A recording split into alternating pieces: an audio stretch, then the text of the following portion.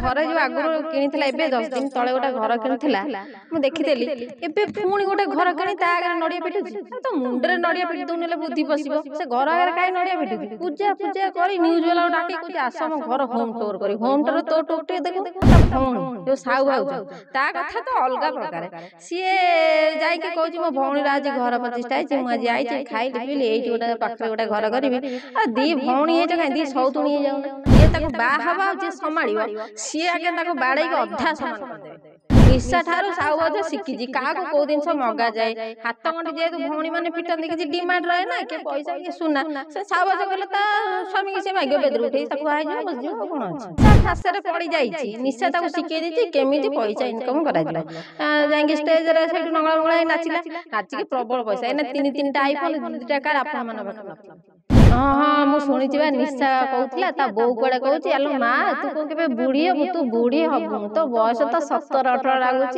कहीं कोल बस क्षीर टे दे दौना निशा को पुणी धोखा किए दिला से भाया राकेश माने ताड़े नहीं माने एड़े बड़ बड़ लोक सी एड़े बड़ स्टार लोक माने न नाचले लोक जीवेनी लोक यात्रा सी न गले यात्रा हलचल हो जाए यात्रा गली पड़ुची ताको पुणी किए धोखा देला एते पैसा आणुची कोटी लक्ष लक्ष टंकार घर करिछि मते 5 लाख टका दियंदा सब गोटे मागु एते छोट लोक निजे कहूछि अच्छा आपन ता बाहागर जिबे निशा ना निशा विश्व दे दो कहते बॉयफ्रेंड मत फोन करता एमती सोधेली विश्वास करेंगे से दिन मत निशा छाड़ देती केत साहू भाज कहीदेव हेलो निशा तू कौन ये पड़ी रोड पर निशा उठला तो घरे बसीजी हेलो साहू तो घरे बसिकी देवी भाव खाऊ मिस क्वीन को छाड़ी पार निशा को छाड़ी पार जेपर्यंत मिस क्वीन बंची निशा ना रोस्टिंग चली मुड़ी देते पिटिक दाम दाम बस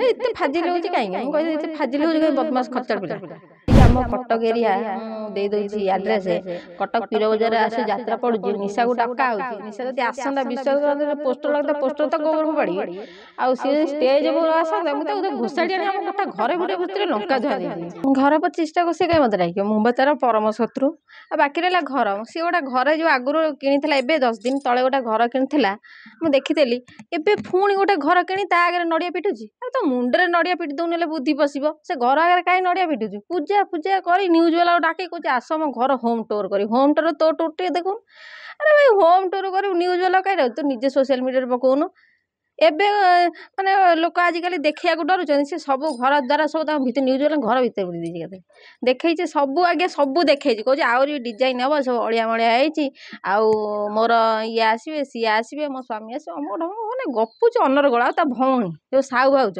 ता कथा तो अलग प्रकार सी जाकि कहूँ मो भौणी आज घर प्रतिष्ठा है मुझे आई खाई पिली एठी गोटे पाखरे गोटे घर करी आ दी भौणी हे कहीं दी सौतुणी हे जाऊना तुम मुंडे बुद्धि केते कहतुनि कहतुनि कथा सौतुणी हेले भलो होबो ना नाही गोटे लोक संभाली परिबो तांको दी सौतुणी हेले संभाली परिबो आज्ञा से लोक को से चोबई खाई जीवे सी जो भाया जानवर से होती से मुंड तो लोकंर खाऊँ जी ताको बा हवा जी संभाल सी आज्ञा बाड़े अधा सामान करदे अच्छा जदि निशांकर हाथ गंठी साहू भाउज फिटेइले माने से भौणी ना हाथ गंठी से फिटेइबे से फिटेइले कहउजन से तांको भिणै मागिबे बोली भिणै की मागिबे माने निशार घर को से मागिबे हां अच्छा सत कथा आ कोन से भौणी ठा शिखिजी से ना आ निशा ठारू साहू भाउज शिखिजी का को को दिन मगा जाए हाथ गंठी जेहेतु भौणी माने फिटती किसी डिमांड रहे ना कि पैसा कि सुना से साहू भाउज कहले स्वामी की माग्य बेदर उठे बाहर जाओ बस जाओ कौन अच्छे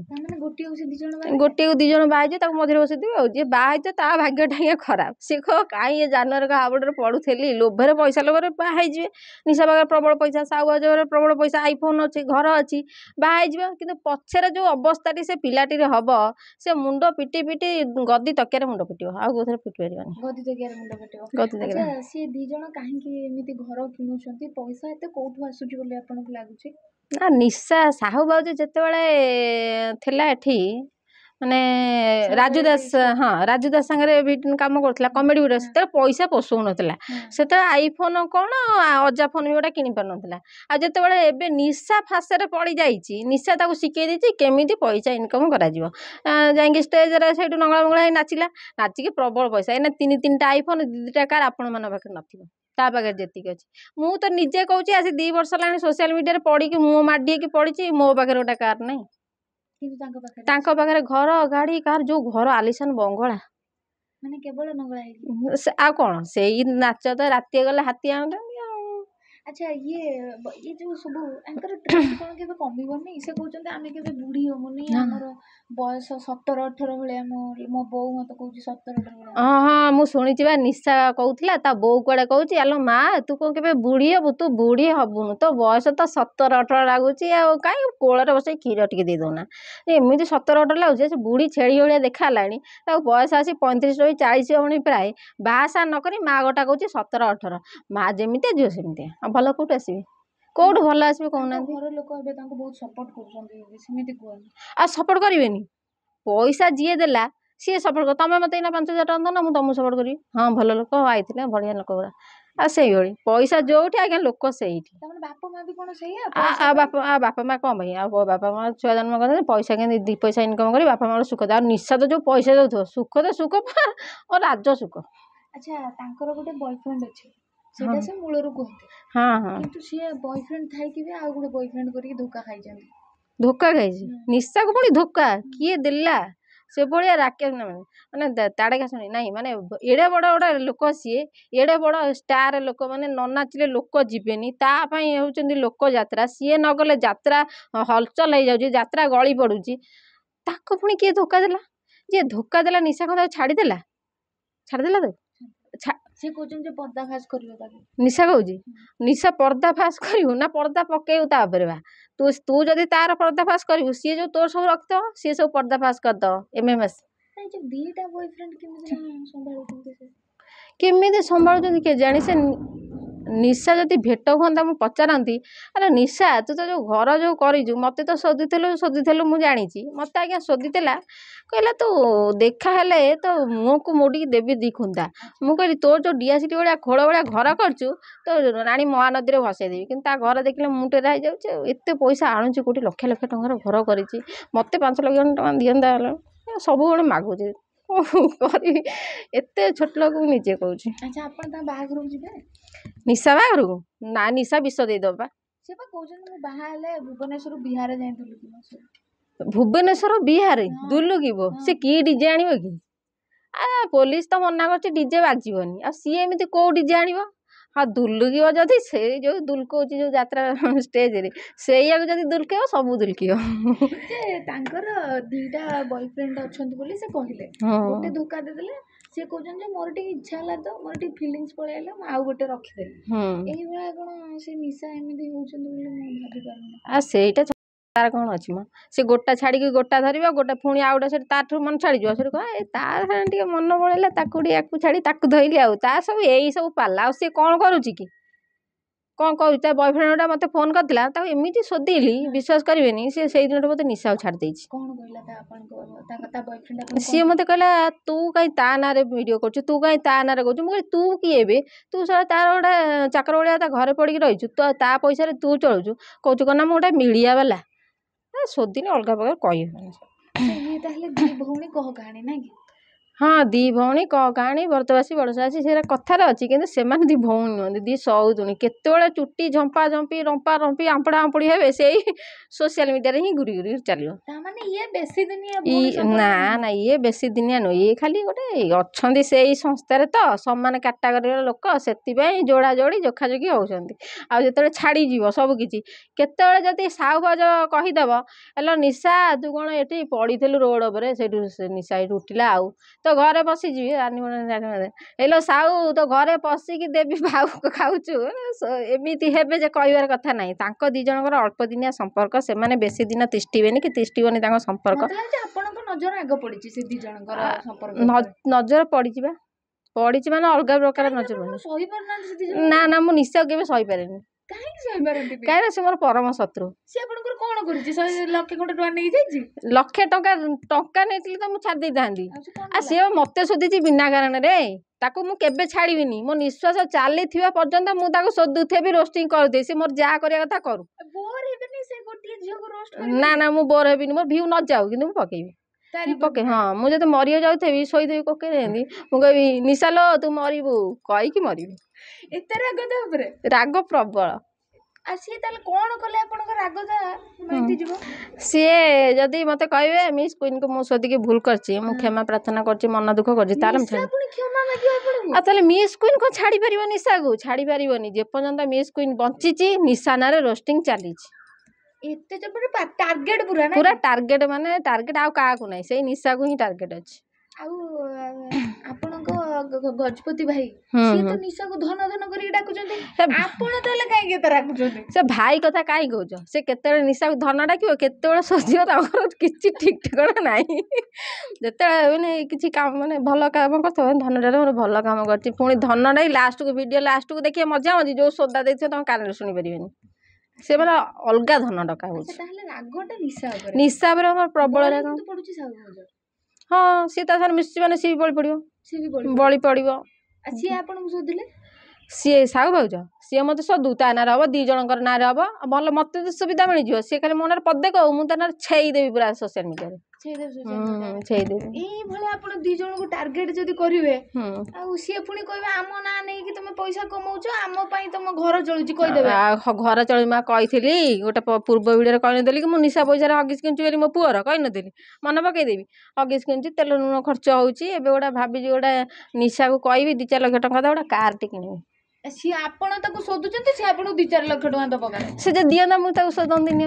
ମାନେ ଏଠି ପଇସାର ବେପାର ଅଛି? ସବୁ ପଇସାର ଖେଳ। ଯେମିତି ବାପା ମା ପଇସା ଦେଇ ଦଉଛି ନିଶାକୁ, ନିଶା ସପୋର୍ଟ କରୁଛି ନା ତାଙ୍କ ପ୍ରଫେସନକୁ, ନିଶା ବାପା ମା ସପୋର୍ଟ, ସେମିତି ମତେ ପଇସା ଦେଲେ ମୁଁ ନିଶାକୁ ସପୋର୍ଟ କରିବି। ନିଶା ବଢିଆ ପିଲାଟା କହିବି। କେବଳ ପଇସାର ଖେଳ? ପଇସାର ଖେଳ। ପଇସା ଆଗେ ଗଲେ ମୁଁ ପଛେ ପଛେ ଯିବି। ଆଚ୍ଛା, ଇଏ ଯୋଉ ଆପଣ ସେ ଯଦି ନିଶା ଆପଣଙ୍କ ଭଉଣୀ ହେଇଥାନ୍ତା, ସାନ ହଉ କିମ୍ବା ବଡ ହଉ, ସେ ଯାହା ହେଇଥାନ୍ତା, ଆପଣ ତାକୁ କଣ ବୋଲି କହିବେ? ତା ବେକ ମୋଡିକି ଦେଇଥାନ୍ତା ପିଠିକି ଦାମ ଦାମ ବସେଇ ଦେଇକି। କଣ ହେଇଥିଲା? ଏତେ ଫାଜିଲ ହଉଛି କାହିଁକି? ମୁଁ କହିଲି ଏତେ ଫାଜିଲ ହଉଛି କାହିଁକି, ବଦମାସ ଖଚ୍ଚର ପିଲା। ଯଦି ଭାଇରାଲ ହବାର ଅଛି, ଯାଉନୁ ଫିଲ୍ମ ଲାଇନରେ ଫିଲ୍ମ କରିବୁ। ସେ ସୁନ୍ଦରଟା ନୁହଁ, ସୁନ୍ଦରଟା ଫିଲ୍ମ କରି ଯାଉନି, ଏମିତି ଷ୍ଟେଜରେ ରଙ୍ଗଳା ମଙ୍ଗଳା ନାଚିବା କଣ ଦରକାର? କହୁଛି ମତେ ଷ୍ଟେଜରେ ଶାଢ଼ୀ ପିନ୍ଧି ଯଦି ନାଚି ମତେ ବୋରିଂ ନାହିଁ, ମୁଁ ଶାଢ଼ୀ କରିଦିଏ। ମାନେ କେତେ ଖୁସିରେ କହୁଛି, ଯେମିତି ଗୋଟେ ମାନପତ୍ର ଖୋଲୁଛି। କଣ କହିବ? ସେ କହୁଛନ୍ତି ଯେ ଆମେ ଯଦି ଷ୍ଟେଜକୁ ଯିବୁ, ଲୋକ ବସିଥାନ୍ତି, ଆମକୁ ଦେଖିଲେ ଉଠି ପଡନ୍ତି। ଉଠି ପଡନ୍ତି କାହିଁକି କହିଲ? ଚିଆରଟା ଟେକି ଫୋପାଡନ୍ତି ତମ ଉପରୁ, ସେଇଥିପାଇଁ ଉଠିକି ଚିଆରଟା ଫୋପାଡନ୍ତି, ସେଇଥିପାଇଁ ବସି ପଡି ଉଠି ପଡନ୍ତି। ଏମିତି ପଇସା ରୋଜଗାର କରୁଛନ୍ତି, ରାତିକୁ 70-50 ଲକ୍ଷ ନଉଛନ୍ତି, ଆପଣ କଥାବାର୍ତ୍ତା କରୁଛନ୍ତି ଯେ ତାଙ୍କ ଚିଆର ଫୋପାଡୁଛନ୍ତି।